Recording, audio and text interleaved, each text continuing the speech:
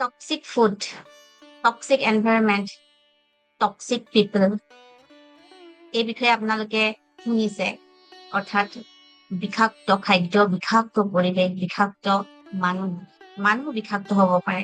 যিসকল মানুহৰ সংস্পৰ্শলৈ আহিলে, যাৰ লগত কথা পাতিলে আপোনাৰ মনটো ভাল লগাৰ পৰিৱৰ্তে বেয়া হয়।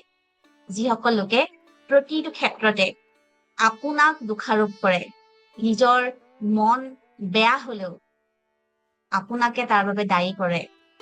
যিসকল লোকে আপোনাৰ মাত্ৰ বেয়াটো দেখি থাকে আৰু আপোনাক নিজৰ চেডিষ্টিক প্লেজাৰৰ বাবে খুব বেয়াকৈ কৈ দিবলৈও কোনো সংকোচ নকৰে। তেনে মানুহক আপুনি আপোনাৰ নিজৰ জীৱনৰ পৰা, নিজৰ মানসিক স্বাস্থ্যৰ উন্নতিৰ বাবে বা মানসিক শান্তিৰ বাবে সদায় আঁতৰত ৰাখিব।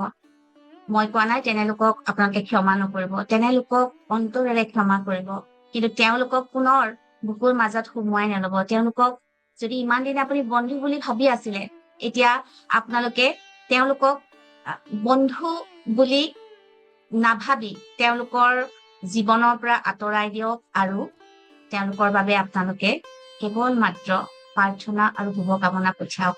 চাব, মানসিক শান্তিৰ কাৰণে টক্সিক ব্যক্তিক যদি বাদ দিয়ে, টক্সিক খাদ্য আৰু টক্সিক পৰিৱেশক বাদ দিয়াৰ দৰেই উপকৃত হ'ব।